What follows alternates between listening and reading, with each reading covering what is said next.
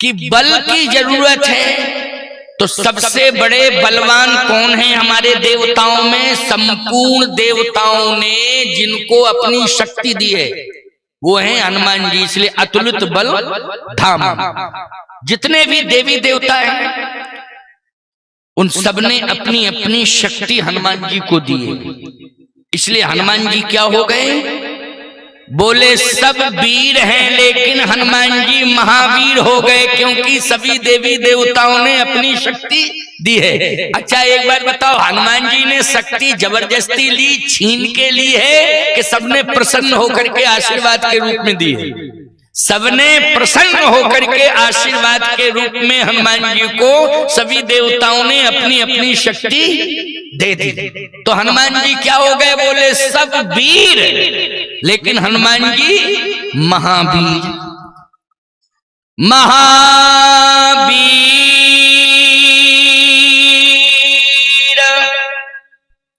बिनवो हनुमान। राष्ट्र को महावीर की शक्ति की जरूरत है, लेकिन एक और महावीर आ गया कंपटीशन, और उसके एक आया महावीर तो उसके पीछे और दूसरा चला आया महावीर, फिर तीसरा महावीर, चौथा महावीर। लाइन लग गई महावीरों की। आप कहोगे महाराज एक ही तो महावीर है हनुमान जी, कौन लाइन लग गई महावीरों की? तो सुनो, रामायण पढ़ते हो तो सुन लो, समझ लो। जाए निशाचर भय सब महावीर बलवान। ये दोहा बोलो है रामायण का कि नहीं? मुझे तो लगता है रामायण ही का है। कभी कभी हम भूल जाते हैं, लेकिन तुम लोग सब रामायण पढ़ते रहते हो इसलिए बता दिया करो। हम पूछ लें कभी कभी तो तुम लोग बता दिया करो। जैसे एक बार हमने बीच सभा में कहा, मैंने कहा देखो भाई कभी कभी जो है हम भूल जाते हैं चौपाई, छंद, सोरठा, दोहा, तो बता दिया करो। तो मैं भरत चरित्र उस दिन कह रहा था कि भरत जी कह रहे आपन दारुण दीनता सवै कहो सिर नाय। मैंने कहा अब इसका अंतिम चरण मालूम नहीं है, इसका इस दोहे का अंतिम चरण क्या है? क्यों भाई तुम लोग सुन रहे हो, कोई बता सकता है? तो कहे महाराज क्या बोले आप? हमने कहा कि तुम लोग रामायण पढ़ते हो? बोले हाँ रोज पढ़ते हैं। रामायण याद है? बोले लगभग याद है रामायण। तो मैंने कहा वो दोहे का अंतिम चरण बताओ, कौन सा दोहा? आपन दारुण दीनता सवै कहो सिर नाय। तो उसने सभा में खड़े होके कहा तेल मोर पट बांध के पावक देव लगाए। अरे हमने कहा ये कहाँ की रामायण है? क्यों भाई, कहीं का ईट कहीं का रोड़ा, भानुमती ने कुनवा जोड़ा। अयोध्या कांड का सीधा प्रमोशन जाके सुंदर कांड में। क्यों भाई, सीधा प्रमोशन सुंदर कांड में, बाकी कांड ही हजम कर गया ये व्यक्ति अपनी बुद्धि से, दिमाग से। तो सावधान, ध्यान से सुनो मेरी बात को। महावीरों की लाइन लग गई। अभी तो हम सब लोग जानते थे कि एक ही महावीर है, संसार में कोई दूसरा महावीर नहीं है। और उस महावीर का नाम क्या है? कहे महावीर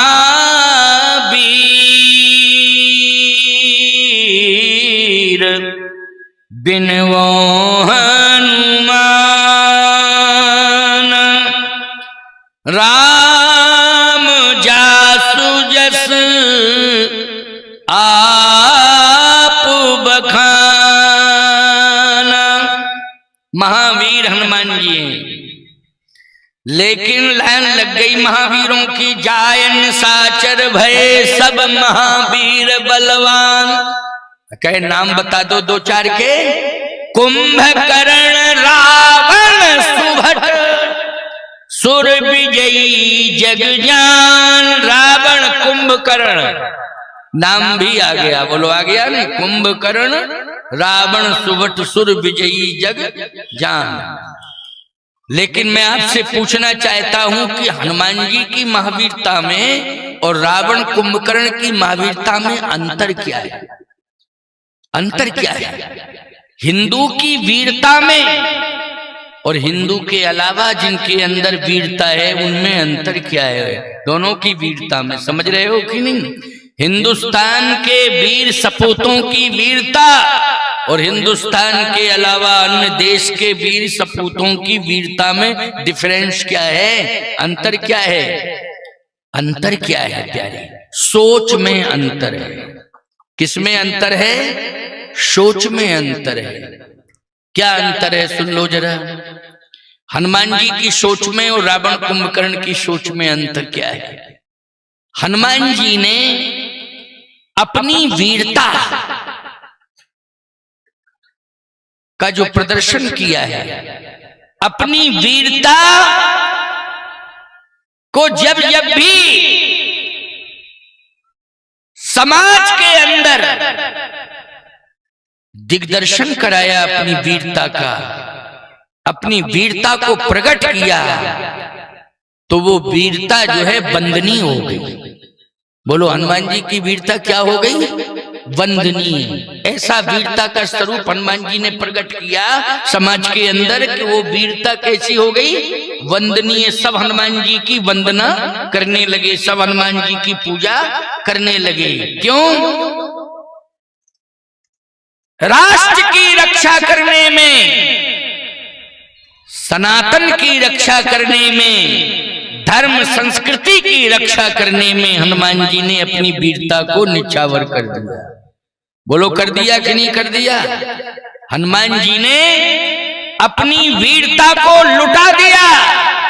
जो धर्म और राष्ट्र की रक्षा करने में अपने आप को समर्पित कर दे, अपनी शक्ति को लुटा दे, उसे वीर कहते हैं, उसी को महावीर कहते हैं। और जो अपनी ताकत से, अपनी शक्ति से, अपने बल से दूसरों के सम्मान को छीन ले, दूसरे के सम्मान को मिट्टी में मिला दे, अपमानित कर दे और दूसरों की इज्जत को लूट ले, उसे वीर नहीं कहते, ना महावीर कहते, उसे गुंडा कहते हैं।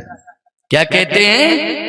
गुंडा कहते हैं। उसी को आतंकवादी कहते हैं, उसी को असामाजिक तत्व कहते हैं। बोलो कहते हैं कि नहीं कहते हैं? जो इस प्रकार के काम करते हैं। रावण ने अपनी ताकत से लूटा है। क्या किया है? लूटा है। रावण ने अपनी ताकत से बूढ़ों को अपमानित किया है। ये ताकत का दुरुपयोग कर रहा है। रावण ने बहन बेटियों का अपमान किया है अपनी ताकत से।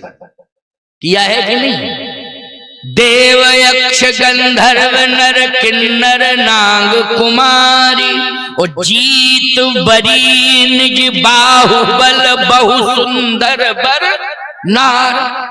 बोलो सुंदरता को गंदा किया कि नहीं किया रावण ने? जीत बरी निज बाहुबल बहु सुंदर बर नार। सुंदरता का अपमान किया है। जो बहन बेटियां सुंदर थीं, उन बहन बेटियों को जबरदस्ती हठात अपहृत करके लाया है। बोलो भाई दुरुपयोग किया कि नहीं किया उसने अपनी ताकत का? इसके लिए हमारी ताकत नहीं होनी चाहिए कि हम बहन बेटियों का अपमान करें। हिंदू वो है जो अपनी ताकत से बहन बेटियों का सम्मान और भारत माता का सम्मान सुरक्षित करे। वही हिंदू है, वही हिंदू है, वही हिंदू है। और जो अपनी ताकत से बहन बेटियों का अपमान करे, बहन बेटियों के अपमान में ही भारत माता का अपमान हो जाएगा। हो जाएगा कि नहीं हो जाएगा? इसलिए याद रखना, वो हिंदू कहलाने का अधिकारी नहीं है। इसलिए हनुमान जी हमारे इष्ट हैं, हनुमान जी हमारे देवता हैं और हनुमान जी हमारे इस देश के रक्षक हैं। तुम रक्षक काहू को डर, तुम रक्षक काहू को डरना। हनुमान जी के बल पर हमें गर्व, हनुमान जी के बल पर हम निश्चिंत हैं। इसलिए ऐसी ताकत हिंदू के अंदर होनी चाहिए कि बहन बेटियां हमारी निश्चिंत हो जावें कि हमारा कोई माई का लाल, कोई आतंकवादी, कोई भी असामाजिक तत्व हमारा कभी अपमान नहीं कर सकता है। ये विश्वास जागृत हो जाना चाहिए। इसलिए यही विश्वास जगाने के लिए जगह जगह जगह जगह हिंदुत्व को सम्मानित करने के लिए, हिंदुओं को जगाने के लिए हिंदू सम्मेलन हो रहे हैं। हिंदू शताब्दी वर्ष क्या मनाया जा रहा है ना? संघ शताब्दी वर्ष। लेकिन हिंदू, मुख्य मुद्दा तो हिंदू है ना, और हिंदुस्तान, हिंदी, हिंदू, हिंदुस्तान। इसलिए हमें जो है हिंदुत्व को सुरक्षित रखना है। मैं कहता हूं, बेटी को, मां को और बहन को आप ये न समझें कि ये हमारे ही घर की इज्जत है, वो पूरे राष्ट्र की इज्जत है। समझ गए हो कि नहीं? पूरे राष्ट्र की इज्जत है, पूरे राष्ट्र की प्रतिष्ठा है। इसलिए अगर हिंदू ये सोचने लग जाए कि हमारी बेटी हमारे घर में सुरक्षित है, मैं पड़ोसी की बेटी से क्या लेना देना, हमें गांव की बेटी से क्या लेना देना, हमारी बहन हमारे घर में सुरक्षित है, हमें गांव की बहन से क्या लेना देना, गलत। हमारी माँ, हमारी बहन, हमारी बेटी वो हमारी ही नहीं है, वो संपूर्ण गांव की प्रतिष्ठा है और देश की प्रतिष्ठा है। इसलिए हमें सभी का सम्मान करना चाहिए। ये उदार सोच वाला हिंदू है, संकीर्ण सोच वाला हिंदू नहीं है, उदार सोच वाला हिंदू है। प्यारे, ये सोच जिस दिन आ जाएगी उस दिन हमारा हिंदुत्व गौरवान्वित होगा। और आज जिन लोगों ने ये सोच रखी है उन्होंने ही हिंदुत्व को गौरवान्वित किया है, उन्होंने ही राष्ट्र को गौरवान्वित किया है, उन्होंने ही भारत माता को गौरवान्वित किया है। चाहे वो चंद्रशेखर आजाद जी हों, चाहे सरदार भगत सिंह जी हों, चाहे राम प्रसाद बिस्मिल जी हों, चाहे बंदा बैरागी हों, चाहे सुखदेव हों, इन लोगों ने प्राण दिए हैं। क्या दिए हैं? प्राण दिए हैं। एक बात आपको और बता देना, गुरु गोविंद सिंह के दो बेटे जोरावर सिंह और फतेह सिंह, एक बालक की उम्र है 7 वर्ष की और एक बालक की उम्र है 9 वर्ष की।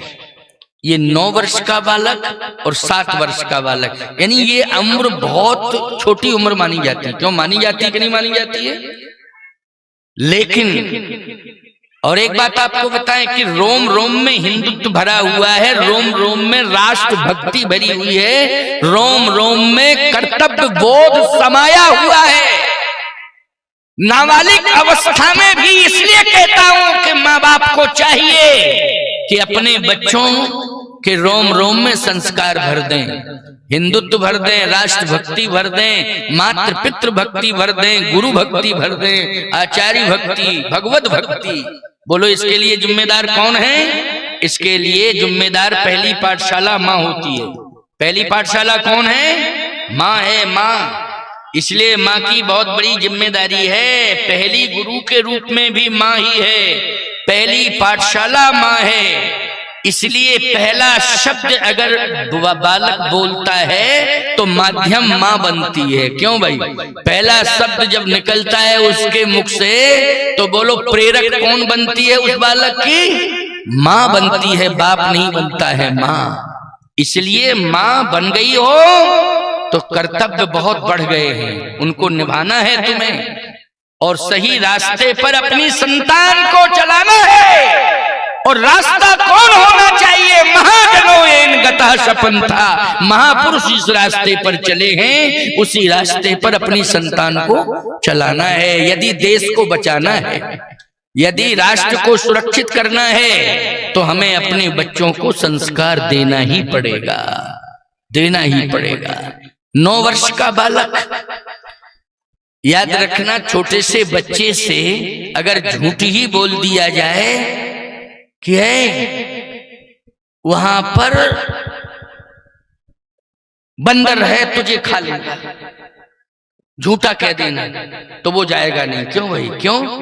भय आ गया उसके मन में कि बंदर है वो खा लेगा। अब भय आ गया, केवल कहने से भय आ गया।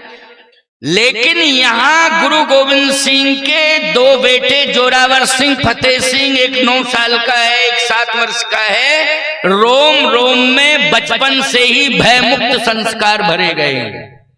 कैसे भयमुक्त संस्कार? कि हमें डरना नहीं है। इसलिए भारत जिनके नाम से बना है, भरत के नाम से भारत बना है। बोलो भय मुक्त बालक था, वीर बालक था कि नहीं था? भय मुक्त वीर बालक था। धन्य है वो माई शकुंतला, बार बार मैं उसको प्रणाम करता हूं कि उस माँ ने अपने बेटे में के रोम रोम में निर्भीकता के संस्कार भरे हैं और मातृ भक्ति रोम रोम में भरती है, राष्ट्र भक्ति रोम रोम में भरती है। इसलिए उसने माँ के गौरव के गीत गाए हैं भरत ने। सुन लो, माँ की गौरव गाथा सिंघनी को सुनाई है। बोलो, भरत जी ने अपने माँ की गौरव गाथा किसको सुनाई है? सिंघनी को सुनाई है। बंदर का नाम सुन के डर जाते हो, लेकिन यहाँ तो सिंघनी है। कौन है?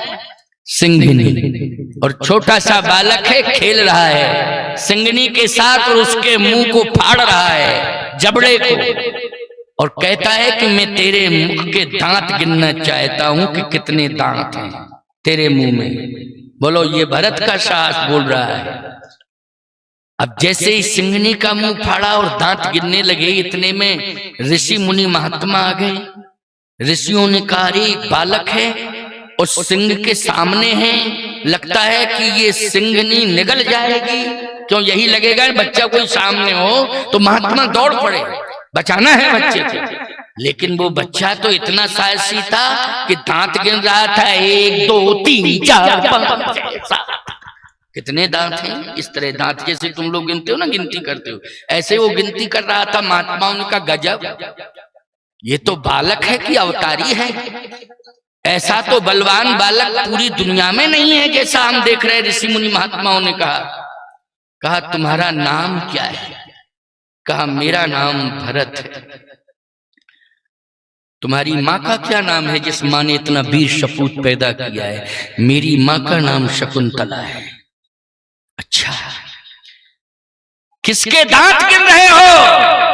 कहा, सिंघनी के दांत गिन रहा हूं। लेकिन सिंघनी की महिमा जानते हो क्या है? इसमें इसके राम राम में वीरता भरी हुई है और हिंसा भरी हुई है। जो भी इसके सामने आ जाता है ये उसको खा जाती है। बोलो, सिंघनी क्या सिंह हिंसक पशु होता है कि नहीं होता है? होता है कि नहीं होता है? इसलिए इसके रोम रोम में हिंसा भरी हुई है। ये इसलिए महात्माओं